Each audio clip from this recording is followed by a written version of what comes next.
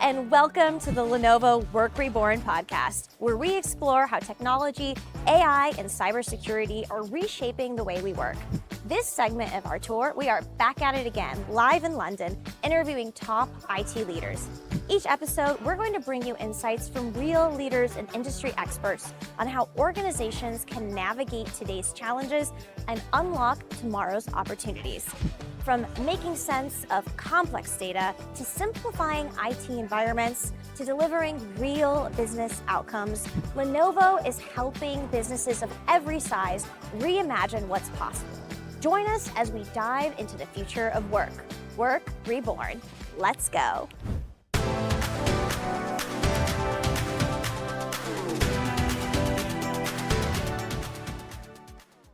Hello, my name is Rita, and we are here live at the Lenovo Work Reborn booth in London.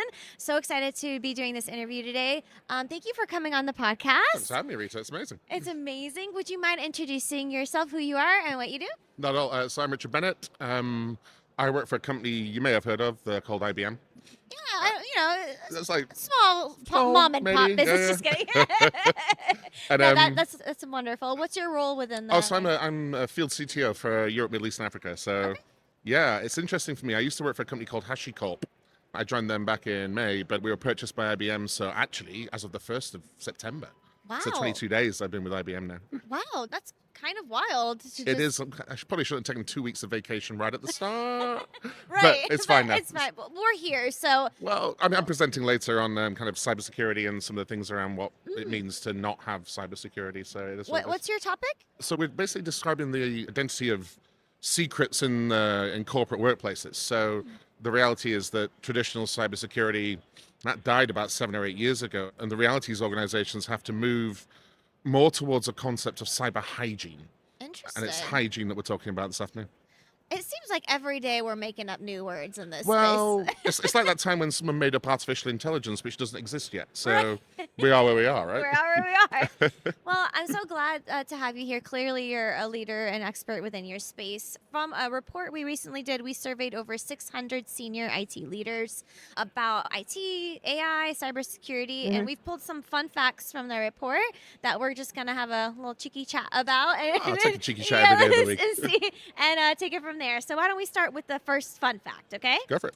All right, so fun fact, the Lenovo Work Reborn report found that both security and non-security roles report AI is raising the overall risk profile. No surprise there, right? No surprise. I mean, But what do you think is driving this alignment across different functions? well, I mean, it starts with two things, really. There's a concept of a threat landscape, which has changed dramatically because of AI. I wasn't joking earlier. There's two things in the world. There's artificial intelligence and there's AI. One is a set Right. of tools, which is essentially the realization of big data and what we do about that data landscape. And the other one is something that will eventually occur when machines can conform to ambivalence and empathy. So we'll take artificial intelligence, just put over there in the future bucket. We'll put it over there for now. So if you think about the threat landscape from AI, there are kind of two really important things. Where are you getting the large language models? So the influence of things like bias in LLMs is the real challenge. So we don't know if we've got, for example, let's take a solicitor writing legal documents. If they're using AI to create some of or subset of those documents, where's the bias in those documents? Who wrote the core concepts? And where's the LLM feeding that AI? And that means there's still a check and balance required by humans. Good news for us, that means that AI is not putting the tools and not putting people out of jobs just yet. Right, That's a really important part of reforming the workplace is the concern there around what happens to my job when an AI can do X, Y, and Z, right? Back to my point about empathy and ambivalence, until you've got those, we're safe. The other security risk really is what happens when you open your landscape to AI going beyond the boundaries of your organization, right? So beyond those boundaries. And those boundaries become the more trust relevant moments, more than they ever were in the past. Right. So 20 years ago, I used to teach security for various organizations. And we talked about where are the walls, like big like castle walls and moats with crocodiles and drawbridges and all that kind of stuff, right? It's a great analogy. Yeah, I know. Yeah. But AI kind of surpasses that when you've got someone using these like ChatGPT tools, for example. Where is that cutting through your boundaries network and your security network? What's happening to your secrets in those conversations.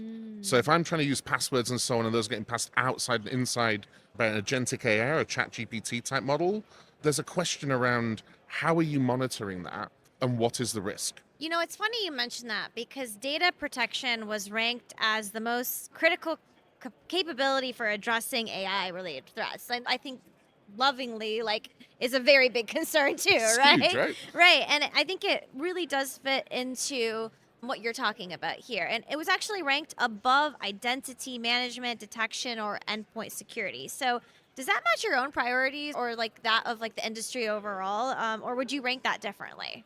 I'd probably rate it slightly different. It depends. Okay. Let's be fair. It depends on the industry. So Right. defense versus retail, the concept of those secrets, those identity secrets, are vastly different in terms of scale of risk, right? And that threat landscape comes back into play. I think what most organizations, and I speak to a lot of CISOs, right? That's kind of what I do for a living, Yeah, right? yeah. So it's that kind of CTO model. But there are three things that you have to think about. There's data at rest, data in transit, and data in use. And each of those have a unique challenge when it comes to where we're using both informative or agentic AI or not, right? So we always talk about bad actors in the world of secrets.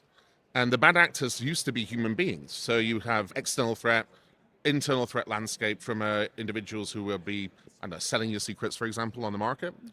But you've now got this concept of that data becomes significantly more valuable. So data at rest, for example, is just like data you're storing somewhere. And that becomes really critical when we talk about post-quantum crypto.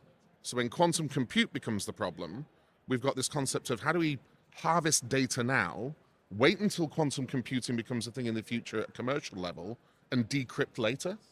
So if I steal your secrets now but I can't read them, that's one thing. But if I can then decrypt them in 2 years' time, That's a concern. that's a concern. And that's your data at rest problem. The data in use is where you get into the DevOps model of what are we doing around application development in the real world?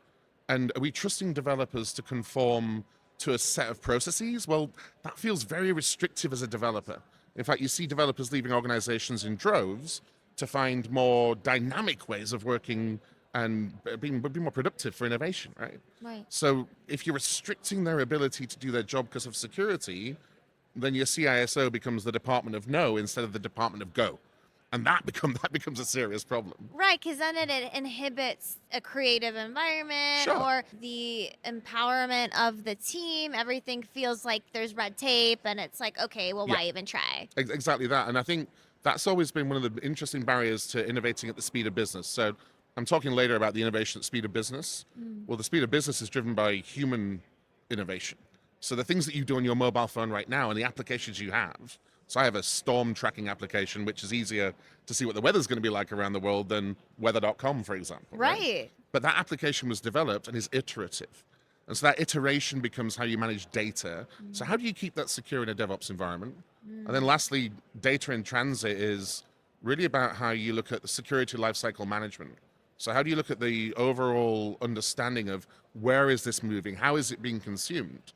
So when we think about the evolution of workplace, you have to start thinking about, can we monitor the behavior of data as it moves around our environments? Because if suddenly I've got like 8,000% spin up on a compute somewhere, I'm like, that's pretty unusual. I should be able to see that You're like, I autonomously. should actually have that Yeah, on you should my get radar. into It's kind of important. just going to get involved with that a little bit rather than so this is where the data and the AI piece they come together in a way of saying we have to change the way we look at security and make it more about hygiene. So, we remember COVID, we washed our hands every 8 seconds, but the reality is security should be like that. And the only way to achieve it is through autonomy. So you have to automate the security lifecycle management to take advantage of the opportunity of innovation. Without that, to your point, it's just red tape and stifling. Right, because if everyone's just focusing on the day-to-day tasks that, if we're not automated, then it becomes like just menial work. Yeah, it just becomes menial. That's one of the reasons I joined HashiCorp in the first place was we really look at the governance of the life cycle and we automate it. And that means that you take an enormous amount of overhead off traditional functions like workspace management, workplace management, endpoint management, authentication and identity. If you can automate all those things, why would you not? But you have to do it with that kind of ephemeral and intrinsic security that wraps around it. And traditional security kind of fails at that, which is one of the reasons that this conference is quite interesting because from a Lenovo perspective and a Gartner perspective, there's quite a synergy there about how do we enable people. And from a HashiCorp perspective, it's about autonomy. That's how we do it. Right. And that's what we got from IBM now as well, which is pretty cool. That is really cool, actually. I love your perspective on this whole industry, and the perspective that you bring on it is really cool. So why don't we do another fun fact, yeah? Oh, another fun fact. Okay. Another fun fact. All right. So, fun fact. Our research found that IT leaders feel more confident managing internal AI development than risks from external threats or employee misuse. Why do you think external threats feel harder to defend against? And how should organizations start to address that gap? Well, I mean, span of control, right? I can control what's within my borders. I mean, what's interesting in a multi-cloud world or a hybrid environment world is we mentioned the data at rest, data in transit, data in use. We talked about the identity and the autonomy. But if I lose control of aspects, that's your risk, right? So again, one of the things we used to talk about 10 years ago, although ironically it still exists today, shadow IT. And an old friend of mine, actually in Brazil, a very good CIO, like really competent CIO, like really understands, place a human at the center of innovation, not the innovation at the center of a human, which is a really interesting way of looking at it. But he once told me, and I've stolen it, used it liberally, You're by like, the way. I am I was like, openly letting you know I've I'm stolen this. absolutely thieving that, and that is now going to be my IP. He once said, shadow IT is not bad. Shadow IT is an indication that you're getting it wrong. Like, as a CIO, shadow IT should be your biggest feedback metric. So the thing about AI being beyond the boundaries of your organization is what you're left with is this concept of people are going to go and use these tools. And again, artificial intelligence, not a thing. AI, set of tools around big data and analytics and creativity. They're going to use the tools that make their jobs easier and faster, and we should never have to restrict that. So large language models are starting to give way to something called small language models, where you create a more concise base of data and information that you can reference using those same tools.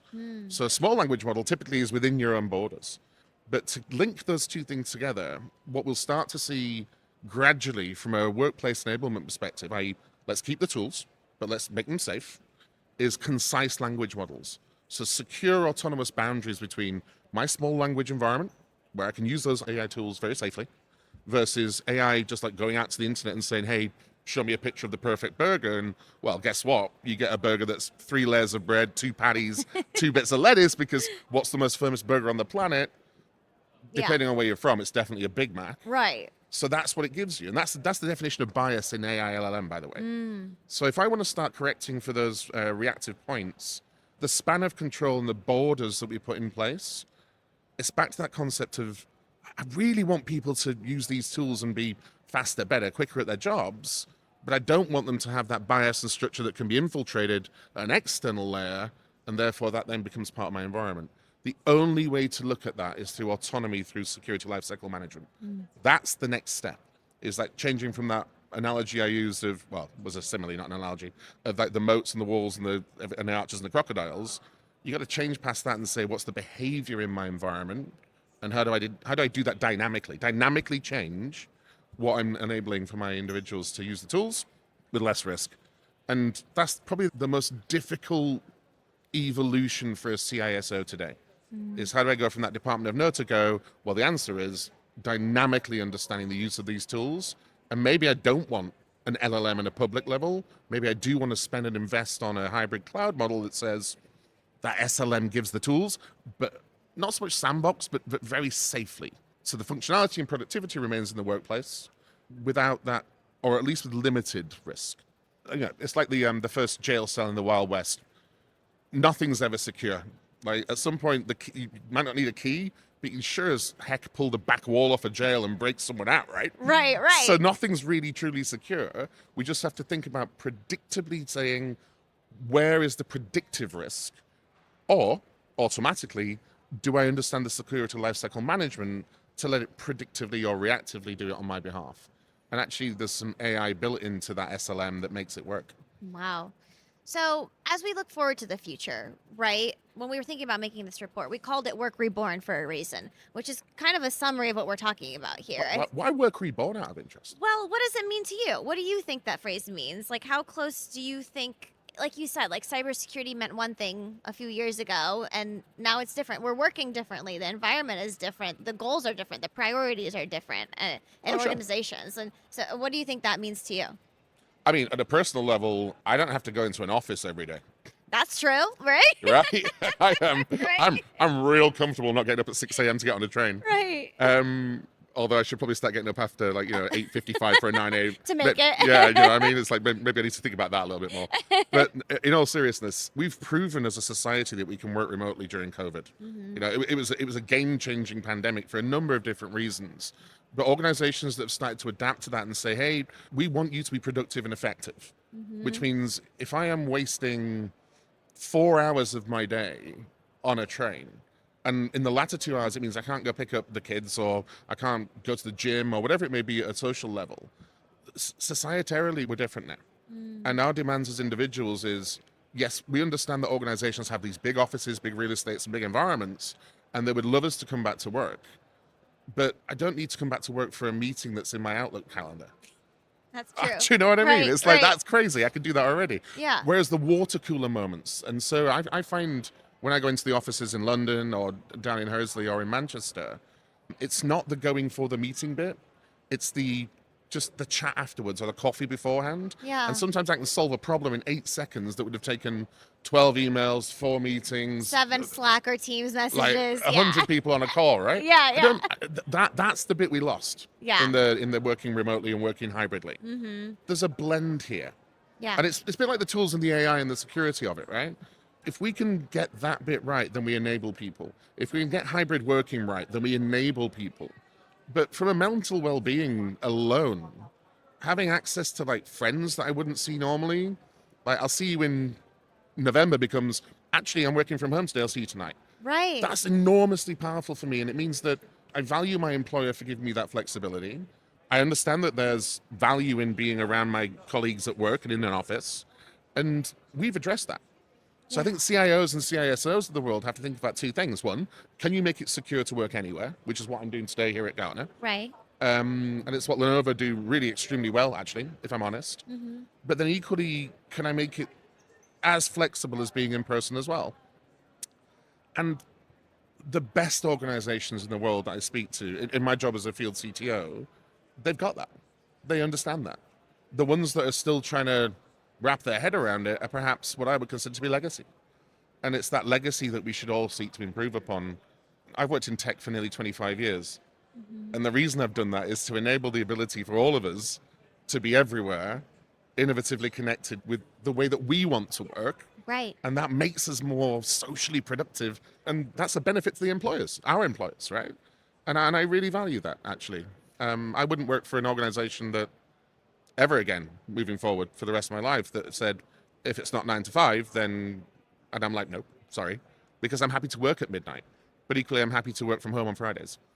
And that's what the future of work has to look like. It's what it has to look like. Yeah. Because at the end of the day, the leading innovators around the world in every single industry are the ones that let people perform to their maximum potential using the tools at their disposal anywhere, everywhere, all the time at their disposition, not ours. And I think when I look at my teams in the past, that's the biggest thing that I gifted them was, do you? This is what the outcome's supposed to be. Find a way of getting there, and let's use the technology to enable you to get there. Not the other way around. Well, thank you for your time. My pleasure. This has been a lovely conversation. We might have to have you on maybe back for a part 2 at some point at another event. I mean, the chairs are really comfortable. Yeah, so, it helps, right? At the end of the day, I'm from Yorkshire. Give me a comfy chair and I'm here. Yeah, give a comfy chair and a chat and we're good. I will say, Rita, it's been really enjoyable. Thanks for having me. Thank you so much. If anyone who's listening to this conversation is interested in learning more about any of the topics that we discussed today, make sure you check out the Lenovo Work Reborn report. We have a QR code on the screen, or check out the link in the description below. Everyone, that's a wrap. Bye-bye. Catch you later. Thank you for listening to the Lenovo Work Reborn podcast. To learn more about how Lenovo is helping organizations transform with AI, cybersecurity, and smarter IT solutions, be sure to subscribe so you don't miss the next conversation. And also, we'd love to hear from you. Make sure to leave a comment with any other questions that you would like us to discuss on our next episodes. See you next time. Lenovo.